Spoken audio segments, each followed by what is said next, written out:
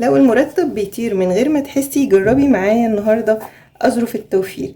هقولك ازاي تعملي ميزانية صح وتوفري طول الشهر من غير ما تتزنقي آخر الشهر.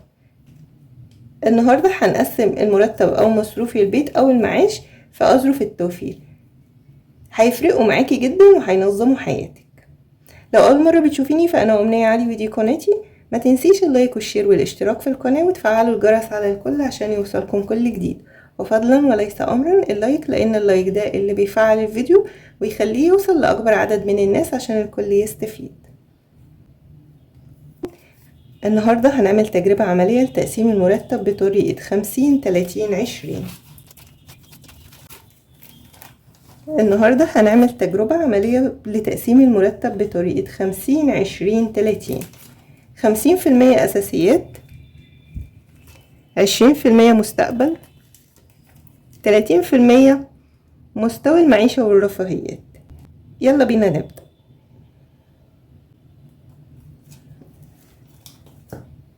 طبعا احنا اتفقنا أول ما المرتب يجي لازم نطلع مبلغ صغير كده على قد طاقتنا للصدقة، يبقى الظرف ده للصدقة.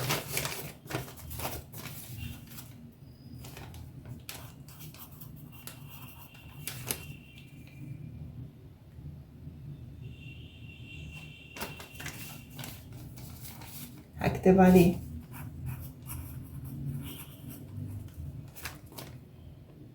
الصدقة. تاني حاجة، لو أنا ساكنة في إيجار هطلع الإيجار. أنا بطلع الالتزامات الأول، الالتزامات اللي مقدرش استغنى عنها. عندي دروس ومصاريف مدارس، دروس كل شهر أنا عارفة أنا بدفع قد إيه، هطلعها. كده عملنا 3 أظرف.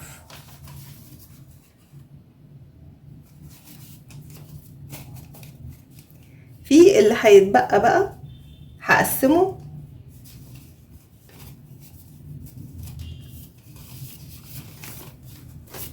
50-20-30. دول 3 أظرف هقسمهم.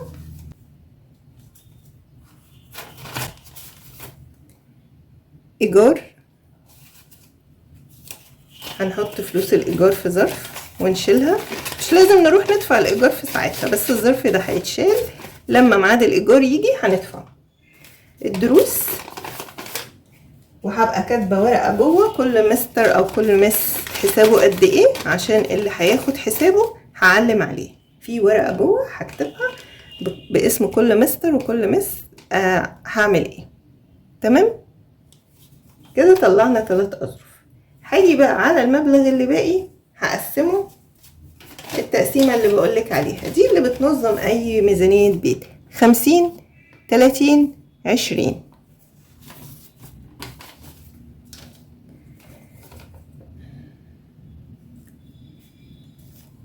50 ده بقى للأكل،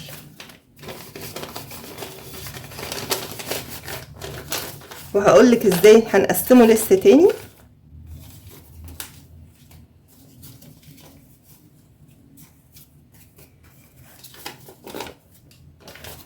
و30%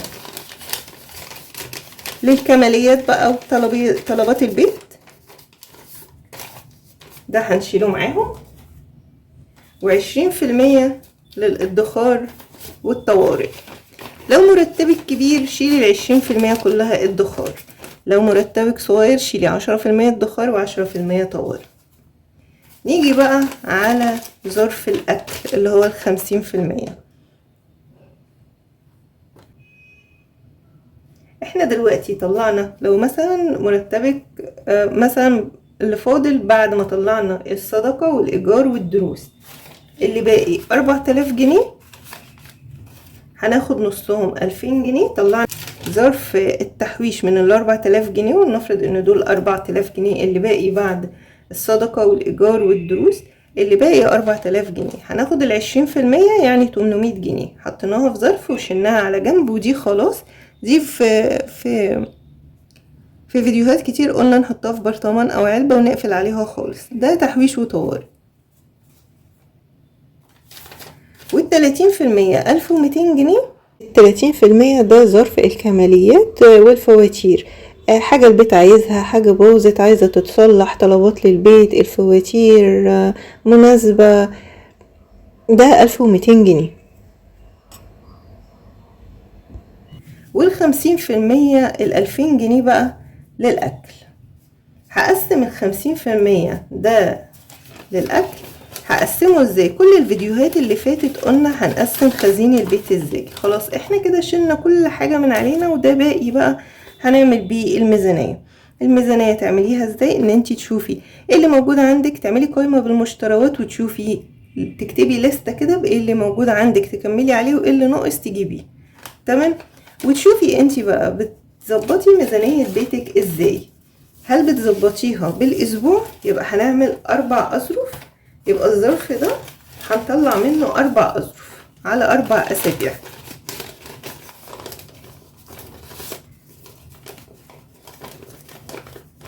ولنفرض ان دول 2000 جنيه، يبقى كل ظرف هيتحط فيه 500 جنيه لكل اسبوع.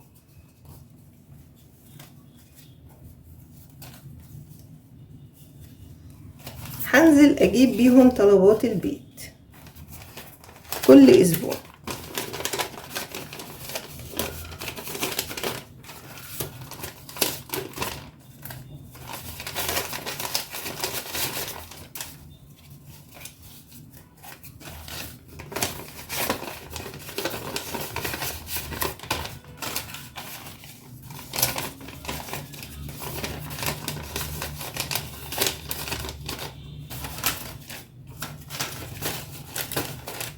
دول هيتطبقوا بقى ويتحطوا في الظرف الكبير.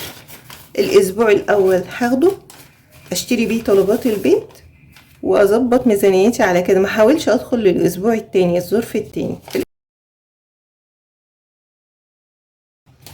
الاسبوع التاني اجيب كل طلبات البيت منه، الاسبوع التالت كل الطلبات، الاسبوع الرابع كل الطلبات. يبقى انا كده عديت شهري بامان وبمنتهى النظام. لو انا بقى بجيب طلباتي بالاسبوعين، يبقى هقسم الظرف اللي هو ال50% لظرفين، وكل اسبوعين هنزل اجيب طلباتي. سهل جدا الموضوع. انا لما شرحت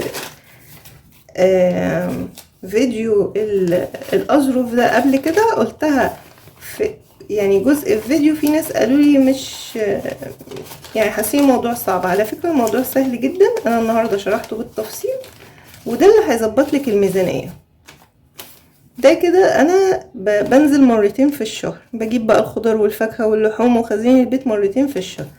اول الشهر بعد ما اعمل لستة الطلبات وقائمة المشتريات ومنيو الاكلات اللي هجيبها، هجيب بشاميل، هجيب لحمة مفرومة، هجيب لبن، هجيب بطاطس، هشوف منيو الاكلات، يعني ابقى نازلة مجهزة منيو الاكلات. هنزل اجيب ما يكفيني 15 يوم. تمام. لو احتجت لا اصرف اموري وامشي بيتي على الميزانية اللي انا فرضتها على نفسي، خلاص انسى ده بقى، خلاص ده مش موجود. خلصت الاسبوعين الاولانيين، اعمل قائمة تانية واشوف ايه اللي موجود اكمل عليه وايه اللي ناقص اجيبه، واعمل منيو الاكلات اللي انا ناوية اعملها، وانزل اصرف ال15 التانيين. حصل عندي اي دروب، اي حاجة انا محتاجاها خلال الشهر، عندي ال30% موجودين. تمام. الدروس اندفعت، الايجار اندفع، الصدقة الحمد لله اندفعت. ال20% الادخار ده يعني انسيهم بقى. اي حاجة بقى تتوفر معاكي من بند ال50% اللي هو الاكل، او ال30% اللي هو الكماليات والطلبات، يتحط في بند التحويش. هينفع. احنا طلعنا كل الالتزامات، طلعنا الايجار وطلعنا الدروس. في طريقة تانية ان هي بيعملوا 50% بعد الصدقة. يعني اول حاجة تطلعي الصدقة، وبعدين ده لو مفيش ايجار بقى تبداي تشتغلي على طول بقى، يعني هتشيلي وتطلعي الدروس بقى من جنب الكماليات، من جنب ال30% ومن جنب ال50%. دي طريقة تانية، بس انا ارتحت اكتر في الطريقة دي وعشان كده قلتلك عليها النهاردة.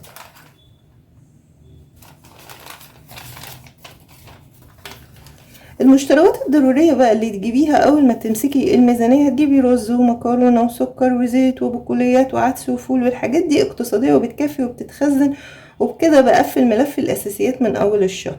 التحويش كمان مهم، إن أنا بخصص له ظرف لوحده أو بحط جزء منه في حصالة صغيرة عشان أفضل ملتزمة كل شهر.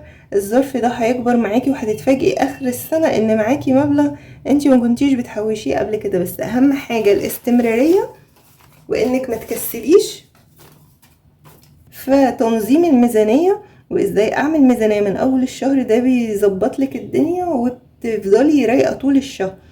وكل حاجة يعني حاولي ما تاخديش من ظرف على حساب ظرف. انتي قسمتي خلاص، يبقى تلتزمي بالتقسيمة، واللي يتوفر يترحل على الادخار. لاقيه ان الادخار مناسب، خلاص يبقى اللي يتوفر يترحل على الشهر اللي جاي. مفيش مشاكل، اوسع على نفسي الشهر اللي جاي. طبعا في حاجات ثابته اللي هي الدروس والايجار والصدقه، الحاجات دي ثابته. هوسع على نفسي، هشوف الشهر ده اتاثر معايا في ايه، اتاثر معايا في 30% ولا في 50%. طبعا احنا متفقين ان 20% دي ثابته. لو توفر حاجه هوزع يا في 30% يا في 50%. النهارده قلنا ازاي نعمل اظرف التوفير بطريقة 50-20-30. 50% أساسيات، و20% مستقبل اللي هو الادخار، و30% مستوى المعيشة والرفاهيات والكماليات. عملنا ده ظرف للصدقة وظرف للإيجار وظرف للادخار ومصاريف البيت. قسمناه، لو عايزة تقسميه على أسبوعين تمام، يبقى هنعمل منه ظرفين. ولو عايزة تقسميه على 4 أسابيع تمام، هتعملي منه 4 أظرف، وكل أسبوع تلتزمي بالمبلغ اللي في الظرف، ما تاخديش من الأسبوع اللي بعديه عشان ما يأثرش معاكي. وعملنا الفواتير. كل دي أظرف توفير عملناها النهاردة. أتمنى فيديو النهاردة يكون عجبكم، وما تنسوش اللايك والشير والاشتراك في القناة، وتفعلوا الجرس على الكل عشان يوصلكم كل جديد. مع السلامة.